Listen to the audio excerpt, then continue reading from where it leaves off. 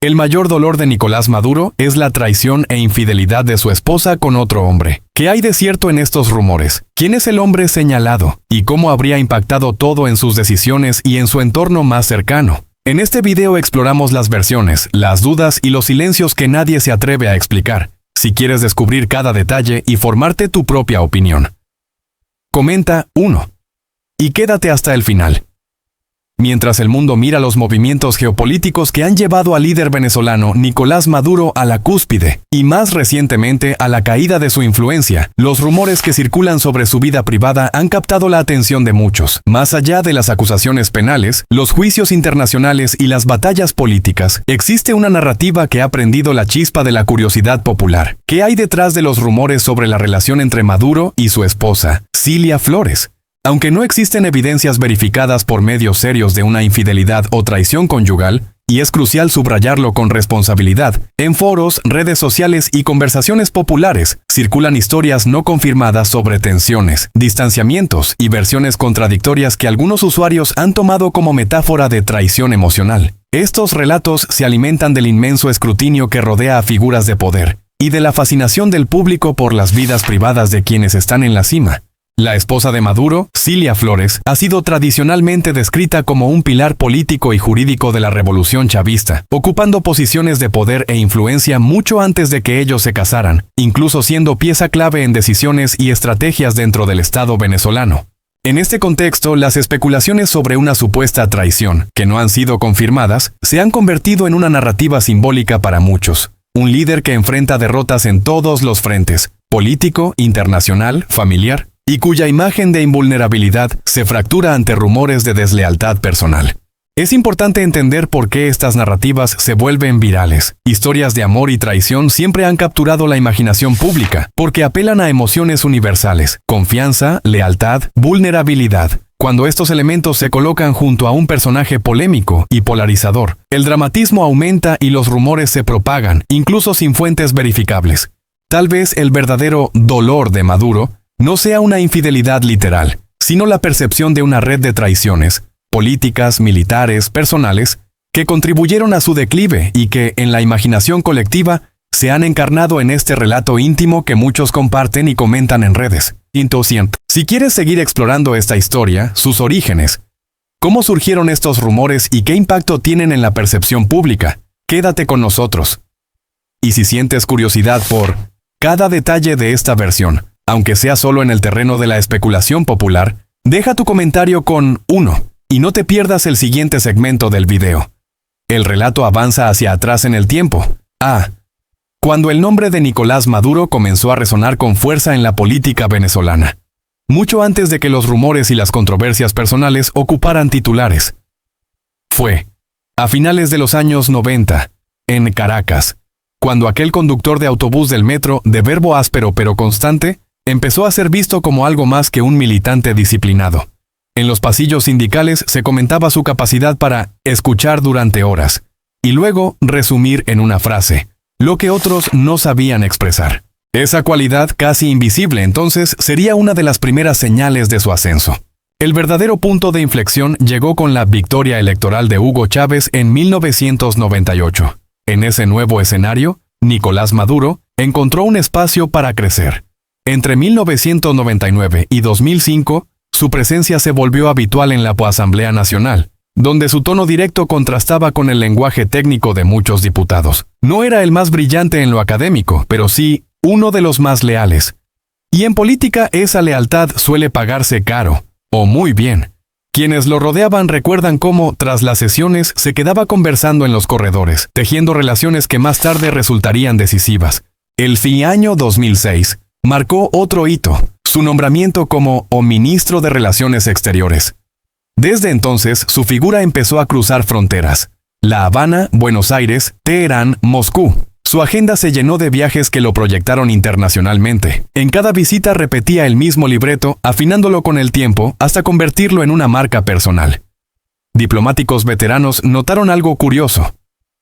Maduro observaba más de lo que hablaba, como si estuviera memorizando gestos y silencios. Esa actitud, que pasó desapercibida para el gran público, fue una señal temprana de su ambición a largo plazo. El momento decisivo llegó en Asís, octubre de 2012. En Caracas, cuando Hugo Chávez, ya visiblemente enfermo, lo señaló públicamente como su sucesor. La escena quedó grabada en la memoria colectiva. Un Chávez debilitado, un Maduro conmovido y un país conteniendo la respiración. A partir de ahí, su fama dejó de ser progresiva para volverse repentina y absoluta. Tras la muerte de Chávez en marzo de 2013, Maduro pasó de ser un rostro conocido a el centro del poder, ganando unas elecciones ajustadas que lo catapultaron definitivamente a la presidencia. En aquellos meses iniciales de éxito, el discurso de continuidad fue clave. Plaza Bolívar, Palacio de Miraflores, cadenas nacionales. Cada aparición reforzaba la idea de un heredero que cumplía el mandato histórico. Sin embargo, hoy algunos analistas recuerdan pequeños detalles de entonces que ahora cobran sentido. Miradas tensas en actos públicos, gestos de cansancio prematuro, silencios incómodos cuando se mencionaba el futuro. Eran señales sutiles, casi invisibles, de la presión que comenzaba a acumularse detrás del éxito. Así, el tiempo en que Maduro se volvió famoso y poderoso no fue solo una historia de ascenso político, sino también el inicio de una carga personal y emocional, que más tarde alimentaría rumores, lecturas simbólicas y narrativas paralelas. El éxito llegó rápido, con nombres, fechas y escenarios bien definidos. Lo que vendría después, las grietas, las dudas y las interpretaciones íntimas, empezaba ya a gestarse en esos mismos días de triunfo, aunque pocos supieron verlo entonces. Para entender el peso que hoy arrastra, el relato retrocede aún más. Hasta los primeros años de vida de Nicolás Maduro, cuando el éxito era apenas una idea lejana y la supervivencia marcaba el ritmo de cada jornada. Nació el 23 de noviembre de 1962 en Caracas, en una ciudad que entonces crecía de forma desigual, con barrios que prosperaban y otros que apenas se sostenían. Su infancia transcurrió en sectores populares del oeste caraqueño, donde las calles polvorientas, el transporte saturado y los servicios intermitentes eran parte del paisaje cotidiano. En casa, el dinero nunca fue abundante. Su padre, Nicolás Maduro García, dirigente sindical, pasaba largas horas fuera, entre reuniones y asambleas, mientras su madre, Teresa de Jesús Moros, administraba con rigor lo poco que había. Los vecinos recuerdan a un niño silencioso, observador, más atento a las conversaciones de los adultos que a los juegos ruidosos de otros chicos. Esa costumbre de escuchar, que años después se vería en los pasillos del poder, se formó temprano, cuando aprender a callar era una forma de respeto y de defensa. Los años 70 no fueron fáciles para muchas familias trabajadoras de Caracas, y la suya no fue la excepción. La inflación mordía los salarios y los apagones nocturnos convertían la cena en una escena a la luz de velas. Maduro asistió a escuelas públicas, donde compartía aula con hijos de obreros, vendedores ambulantes y empleados del Estado. Allí empezó a destacar no por notas brillantes, sino por una memoria sorprendente. Recordaba fechas, consignas, nombres de líderes sindicales que escuchaba en casa. Hoy, quienes lo conocieron entonces afirman que ya mostraba una inclinación natural por el discurso y la repetición de ideas, como si ensayara, sin saberlo, el papel que vendría después. La adolescencia llegó en medio de cambios. A finales de los años 70 e inicios de los 80, Caracas se transformaba y también lo hacía el joven Maduro. Abandonó temprano la idea de una carrera universitaria tradicional y comenzó a trabajar. El Metro de Caracas, inaugurado en 1983, se convirtió en su espacio de aprendizaje. Allí, como conductor, conoció de primera mano el pulso diario de la ciudad. El cansancio del obrero al amanecer, la rabia contenida en horas pico, la solidaridad espontánea entre desconocidos. Ese contacto humano constante dejó una huella profunda. Años más tarde, algunos colegas recordarían cómo ya entonces hablaba de el pueblo con una cercanía poco común. Hubo episodios duros que rara vez se mencionan. La muerte temprana de su padre marcó un antes y un después. La figura paterna, ligada a la lucha sindical, se convirtió en una referencia casi mítica. Una ausencia que empujó al joven Maduro a buscar pertenencia en colectivos y movimientos políticos. En esos años comenzó a frecuentar círculos de izquierda, reuniones discretas en centros comunitarios de Caracas, donde se debatía sobre justicia social, imperialismo y derechos laborales. Eran encuentros pequeños, casi invisibles para la prensa, pero decisivos para su formación ideológica. El Caracazo de 1989. fue otro momento clave. Aunque no ocupó titulares entonces, quienes lo conocían aseguran que aquellas jornadas de disturbios y represión lo impactaron profundamente. Ver la ciudad arder, escuchar disparos a lo lejos y sentir el miedo colectivo reforzó una idea que ya germinaba. El sistema podía quebrarse de un día para otro. Hoy, algunos analistas leen en ese episodio una de las raíces de su obsesión posterior por el control y la estabilidad. Con el paso del tiempo, esas experiencias tempranas, la escasez, el trabajo duro, la pérdida, la calle, se fueron acumulando como capas invisibles. Nada de eso prometía fama ni poder, pero sí forjó una resistencia particular. Señales que en su momento parecían simples rasgos de carácter. La paciencia excesiva, la rigidez emocional, la tendencia a desconfiar, ahora se reinterpretan como ecos de una infancia difícil, moldeada por la necesidad y la incertidumbre. El niño que observaba en silencio y el joven que escuchaba a los demás en el metro empezaban, sin saberlo, a preparar el terreno del hombre público que más tarde ocuparía el centro de la historia. Con el paso de los años, aquellas capas formadas en la infancia se reflejaron también en La vida personal, de Nicolás Maduro, un terreno mucho menos visible que la arena política, pero igual de determinante, a principios de los años 90. En Caracas, su nombre empezó a circular no solo en espacios sindicales, sino también en ámbitos familiares donde las decisiones se tomaban con cautela.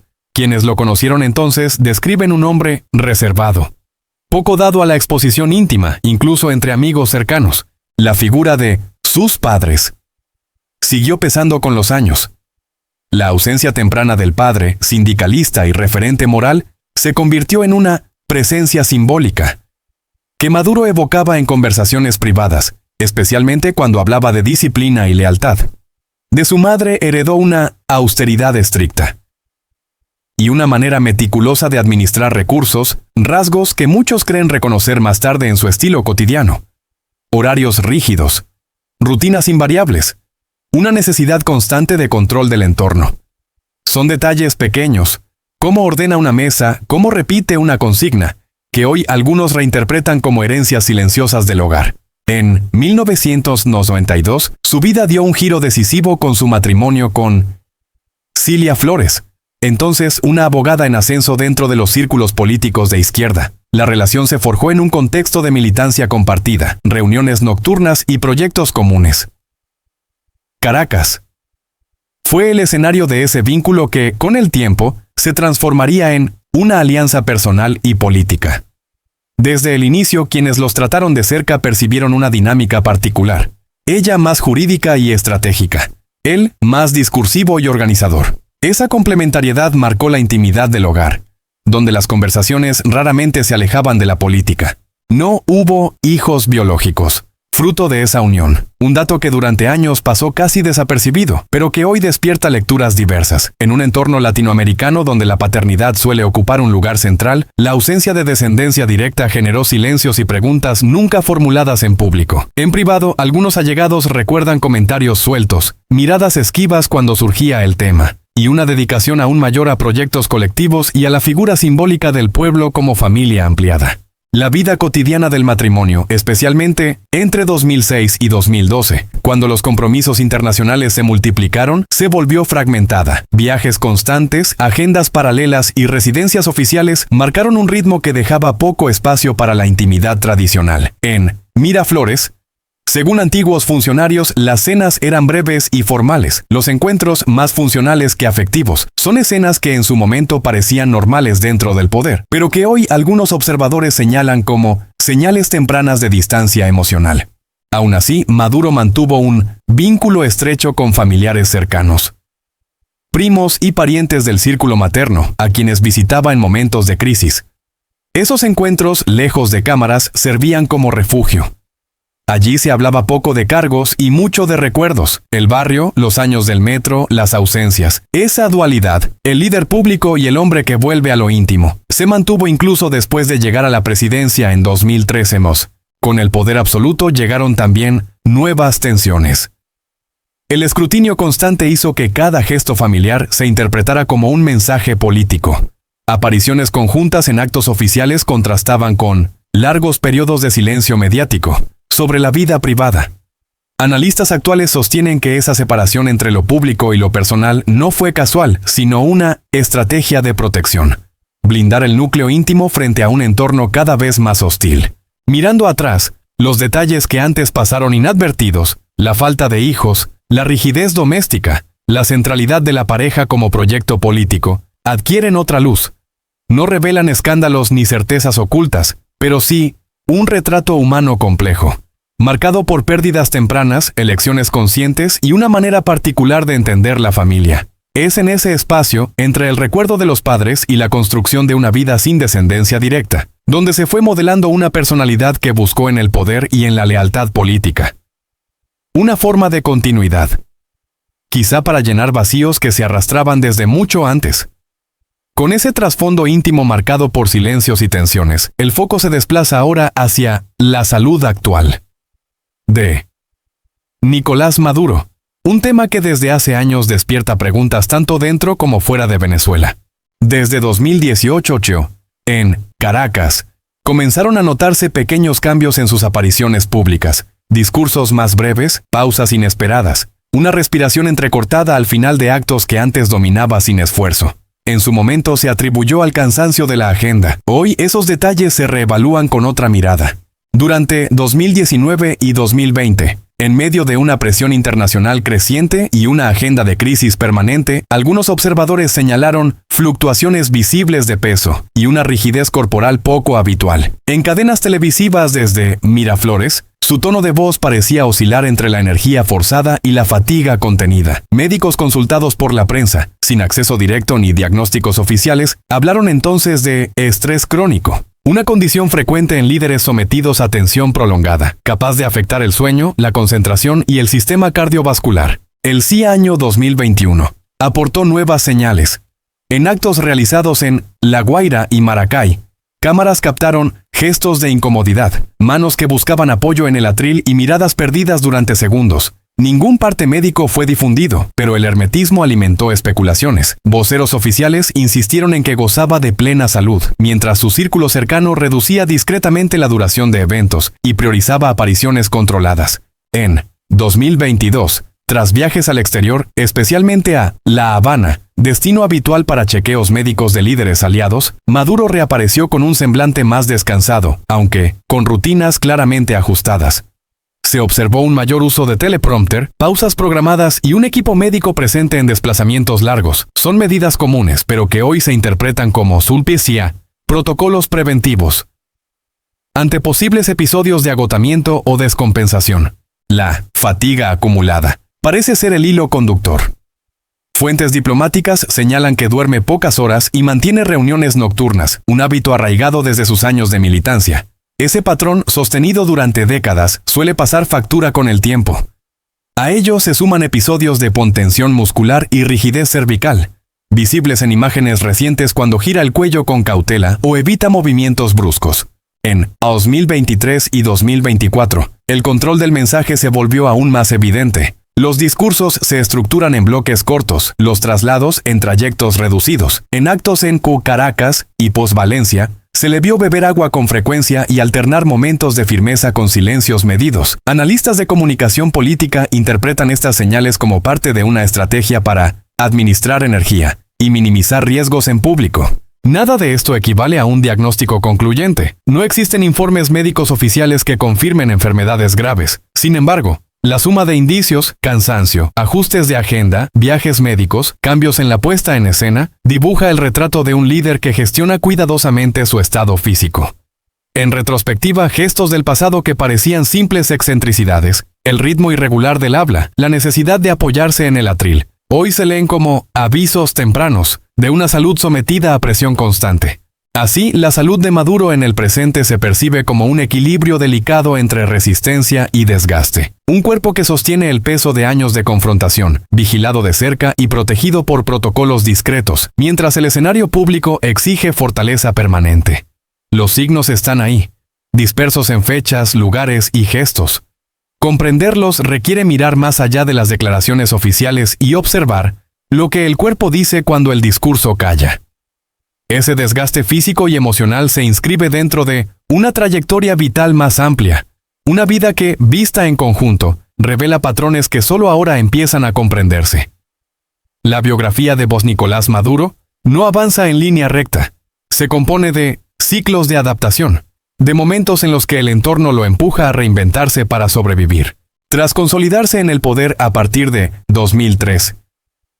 Su día a día quedó marcado por una rutina casi monástica, con jornadas que comienzan antes del amanecer en Caracas y se extienden hasta la madrugada, alternando reuniones cerradas, llamadas internacionales y apariciones calculadas. En 2014, cuando las protestas sacudieron varias ciudades del país, su círculo íntimo observó un cambio sutil, menos improvisación y más repetición. Las consignas se fijaron, los discursos se volvieron rituales. Ese año, en actos en Maracay y San Cristóbal, se le vio aferrarse a libretos ya conocidos, como si la estabilidad del mensaje ofreciera una tabla de salvación. Años después, ex colaboradores admitirían que esa rigidez era una respuesta a la incertidumbre constante, un mecanismo aprendido desde la infancia para mantener el control cuando todo alrededor se vuelve impredecible. La vida cotidiana dentro de Miraflores se organizó en compartimentos, los espacios privados quedaron estrictamente delimitados y el acceso se redujo a un grupo mínimo de confianza. En 2016, tras episodios de tensión política extrema, se reforzaron protocolos de seguridad y horarios. Quienes trabajaban cerca notaron que Maduro caminaba más lento, hablaba en tono bajo fuera de cámaras y reservaba la energía para momentos clave. Son gestos que, en su momento, pasaron desapercibidos, pero que hoy se interpretan como señales de una vida vivida bajo presión permanente. Los viajes al exterior se convirtieron en pausas estratégicas.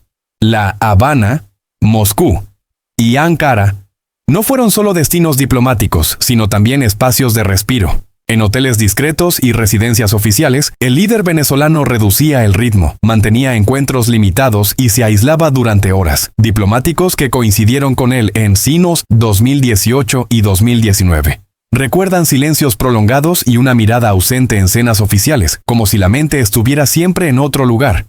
En el plano personal, la vida quedó absorbida por el rol. Las fechas familiares se mezclaron con efemérides políticas. Los aniversarios se celebraron en privado o se diluyeron entre compromisos oficiales. La ausencia de hijos directos reforzó una narrativa interna en la que el proyecto político ocupó el lugar central, convertido en misión vital. Analistas cercanos sostienen que esta identificación total con el cargo dejó poco espacio para una identidad alternativa. Fuera del poder, ¿quién era Maduro?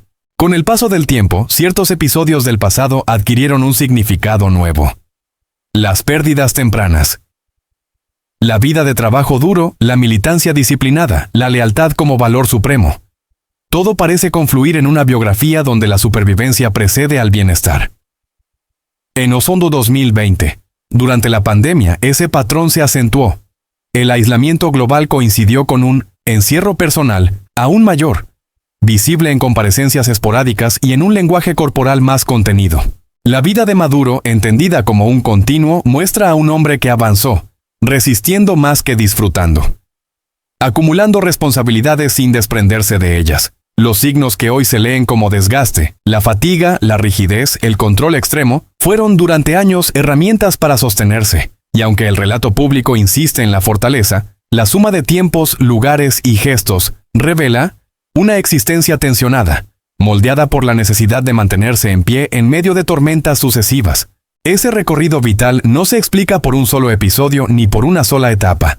Es el resultado de decisiones encadenadas, de aprendizajes tempranos y de una adaptación constante a contextos hostiles. En cada fase, desde los barrios de Caracas hasta los salones del poder, se repite el mismo impulso: permanecer. Y es precisamente en esa persistencia donde se esconden las claves para entender una vida que sigue avanzando, cargada de pasado y de señales que solo ahora empiezan a ser descifradas. La historia continúa avanzando por etapas menos visibles, aquellas que rara vez ocupan titulares pero que moldean una vida en profundidad.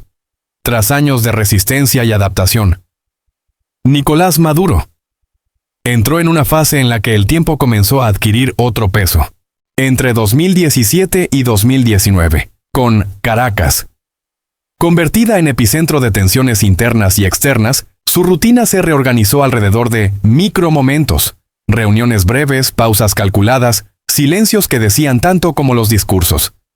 Colaboradores recuerdan cómo, en esas jornadas, revisaba documentos a mano, subrayando frases una y otra vez, como si fijar ideas en el papel ayudara a sostenerlas en la mente. La vida en Miraflores se volvió más introspectiva. Los espacios se llenaron de mapas, informes y relojes marcando usos horarios distintos. Moscú, Pekín, Teherán. Aparecían escritos en pizarras improvisadas, señalando llamadas nocturnas y encuentros virtuales. Ese periodo dejó huellas. Ojeras persistentes. Una voz que bajaba de volumen al caer la noche, una manera de caminar más prudente por los pasillos. En su momento nadie habló de ello. Hoy se reconocen como signos de una carga prolongada. En 2020, la pandemia alteró el ritmo global y con él su manera de habitar el poder. El confinamiento transformó el palacio en una burbuja. Comparecencias desde salones cerrados, mesas largas con pocos interlocutores, cámaras fijas. Fue entonces cuando algunos observadores notaron una mayor dependencia de rutinas. Horarios invariables, mensajes repetidos a la misma hora, gestos que se convertían en rituales. Para un hombre forjado en la disciplina, ese orden parecía una forma de mantener a raya el caos exterior. Los años 2021 y 2022 trajeron un movimiento pendular entre exposición y repliegue. En actos en Caracas, La Guaira y Maracaibo, alternaba momentos de firmeza con pausas más largas, como si dos tiempos convivieran en el mismo cuerpo. Viajes al exterior servían para recomponer el ritmo. Regresos rápidos para retomar el control. Diplomáticos que coincidieron con él en Ankara y San Petersburgo describen conversaciones medidas, miradas largas antes de responder, y un interés creciente por los detalles logísticos más que por la retórica. En el plano íntimo, la vida siguió absorbida por la función. Las jornadas se cerraban tarde, los amaneceres llegaban pronto. La memoria se convirtió en una herramienta clave. Evocaba episodios del pasado, el barrio, el metro, las asambleas, como anclas personales. Quienes lo escucharon en reuniones privadas aseguran que esos recuerdos aparecían sin aviso. Fragmentos, que ayudaban a explicar decisiones presentes. Eran señales de una biografía que dialoga consigo misma, buscando coherencia entre lo vivido y lo que se exige vivir. Con 2023 y 2024, el calendario se densificó. Procesos políticos, negociaciones, presiones cruzadas. La vida cotidiana adoptó una cadencia más económica. Menos desplazamientos, más control del entorno, mensajes concentrados. En actos en Valencia y Barinas, se observó un uso preciso del tiempo, entradas y salidas sincronizadas, equipos reducidos. Nada parecía improvisado. A la distancia, ese cuidado extremo se interpreta como aprendizaje acumulado. Cada error cuesta más cuando el margen se estrecha. Mirando la trayectoria completa, aparecen constantes. Disciplina, resistencia, control. Desde los primeros trabajos hasta la cúpula del poder, la vida se organizó alrededor de la permanencia. Los indicios que hoy se leen, fatiga, rigidez, economía del gesto, no surgieron de la nada, se gestaron lentamente, año tras año, en ciudades concretas y fechas precisas. Caracas fue siempre el centro, los viajes, satélites necesarios. La intimidad quedó subordinada al rol, y el rol terminó por ocuparlo todo. Así, la vida del personaje se despliega como un continuum de adaptación. No hay rupturas bruscas, sino acumulaciones de responsabilidades, de silencios, de hábitos. Cada etapa deja marcas que se arrastran a la siguiente. Y mientras el relato avanza, se vuelve claro que comprender esta vida exige atender a los detalles, los horarios, los lugares, los gestos mínimos, porque es ahí donde se esconden las claves de una existencia construida para resistir. Incluso cuando el costo se paga en lo invisible, el hilo vital se prolonga hacia una etapa de maduración forzada, cuando el tiempo deja de ser aliado y pasa a convertirse en un factor que exige cálculo. Nicolás Maduro atravesó 2018-2020. Como quien camina sobre una cuerda tensa, cada paso debía medirse. En Putes, Caracas. Los días comenzaban antes de las 6 de la mañana, con informes de seguridad y economía apilados sobre la mesa. Antiguos asistentes recuerdan una costumbre persistente: releer documentos ya conocidos, subrayando palabras que no habían cambiado desde la víspera. Ese gesto repetido parecía un ancla para sostener continuidad cuando el entorno se fragmentaba. Los espacios también cambiaron de significado. Salones de Miraflores, que antes acogían recepciones amplias, se reconfiguraron para reuniones cerradas. En CIU 2019, durante semanas clave, se habilitaron habitaciones laterales para pausas breves. Allí, el silencio era absoluto. Observadores internos anotaron rituales mínimos. Ajustar el reloj, enderezar papeles, beber agua antes de hablar. A la distancia, esos detalles se leen como señales de autogestión emocional, aprendidas en años de presión. La geografía de su vida se expandió sin perder el centro. La Habana siguió siendo escala recurrente. Moscú y Ankara ganaron peso estratégico. En hoteles discretos la agenda se comprimía. Encuentros de duración exacta, traslados nocturnos, regresos sin anuncios, diplomáticos que coincidieron con él en 2019. Evocan conversaciones sobrias, preguntas precisas, un interés creciente por cronogramas y contingencias, más que por discursos largos. Era una manera de gobernar el tiempo cuando no se podía gobernar el contexto. Con la bipandemia de 2020, el ritmo se interiorizó. Comparecencias desde salones cerrados, cámaras fijas, mensajes pautados. En esas semanas el cuerpo habló en gestos. Hombros tensos, pausas más largas, un tono que bajaba al final de cada bloque. Nadie lo señaló entonces. Hoy se reconoce como economía del esfuerzo.